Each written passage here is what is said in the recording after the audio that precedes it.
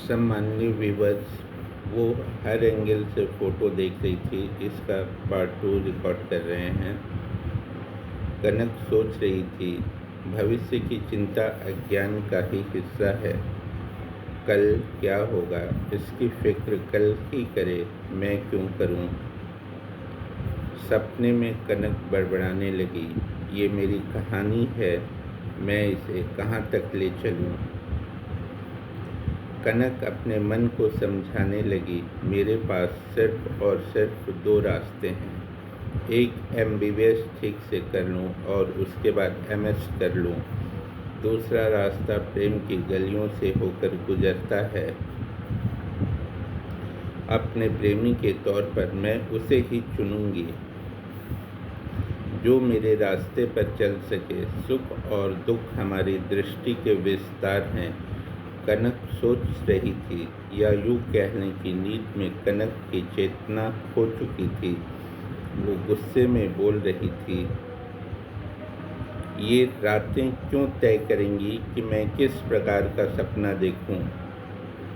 सहसा कनक को सपने में अपना प्रेमी याद आ गया। अंग्रेजी में इसे फॉलिंग इन लव कहते हैं। अंग्रेजी में इसे फॉलिंग इन लव कहते हैं, अर्थात प्रेम में गिरना। कनक इंटर में पढ़ती थी और अपने प्रेमी के बारे में सोच रही थी। कितना अपनापन छलकता है उसकी बातों से, मेरी कितनी चिंता करता है। हर आदमी को लगता है कि उसकी ज़िंदगी एक गजब की प्रेम कहानी है। ठीक वैसे ही कनक को लगने लगा कि इस गजब की प्रेम कहानी की कनक सबसे मशहूर हीरोइन है। जो आदमी वक्त की कद्र नहीं करता, वक्त उसके साथ कभी वफा नहीं करता। जिस इमारत में कनक रहती थी उसी में उसका प्रेमी भी रहता था। बस फ़र्क यही था कि कनक 4th फ्लोर पर रहती थी और उसका प्रेमी सुगनू। बताते चलूं कि किसी को कनक पर शक न हो, इसलिए कनक ने अपने प्रेमी का नाम सुगनू रखा था, जो कि इंटर में उसी के साथ पढ़ता था, जिसका नाम हिमांशु था। लेकिन कनक प्यार से उसे सुगनू बुलाती थी। तो कहानी का ट्विस्ट ये है कि सुगनू ग्राउंड फ्लोर पे रहता था। सुगनू कनक को सीढ़ियों से अक्सर नीचे उतरते हुए देखता था और कनक जब दौड़ते हुए नीचे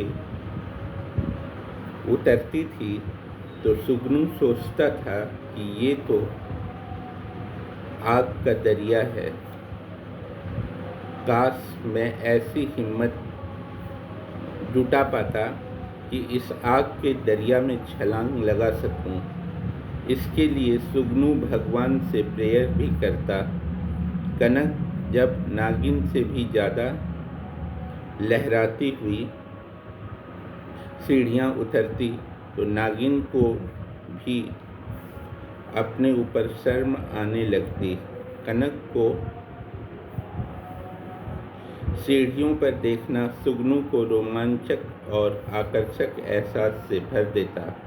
कनक जब सुगनू को हाय भी बोल देती तो लगता कि लाखों बिजलियां एक साथ गिरकर धरती को नीली रोशनी से नहला गई हैं। जब कभी सीढ़ियां उतरते वक्त कनक का स्कर्ट हवा में थोड़ा लहराता तो सुगनू को नागिनों की याद आती कि नागिनें भी अपने को स्मार्ट नहीं रख पाईं जितना कनक ने अपने को रखा है। स्कर्ट का हवा में लहराना और लाखों बिजलियों का नीली रोशनी के लिए आंखों में गिरना अब आम बात हो चली थी। सुगनू अब सीढ़ियों को भी देखते तो तेजी से सीढ़ियां सांसें लेती हुई जीवंत लगतीं। एक दिन सुगनू को अपने जन्मदिन पर बुलाने के लिए कनक सुगनू के घर गई। वाइट सूट सलवार पहने कनक को एक छोटी काली बिंदी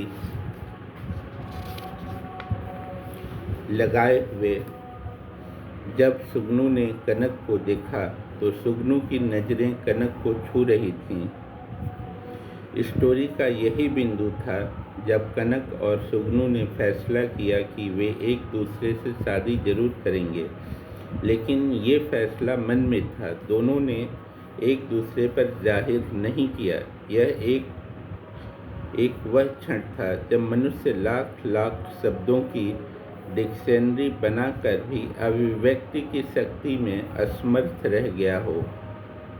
लगता है सुगनू और कनक की ये प्रेम की उम्र थी, और उम्र तो अनुभवों की भी होती है। उसी के अनुपात में वह परिपक्व होती है। प्रेम शब्द की व्याख्या नहीं हो सकती, न टीचर ही कर सकता है। प्रेम को दो व्यक्तियों को आपस में ही समझना पड़ता है। कनक को इस रूप में देखना सुगनू के लिए एक अप्रत्याशित अनुभव था। To be continued.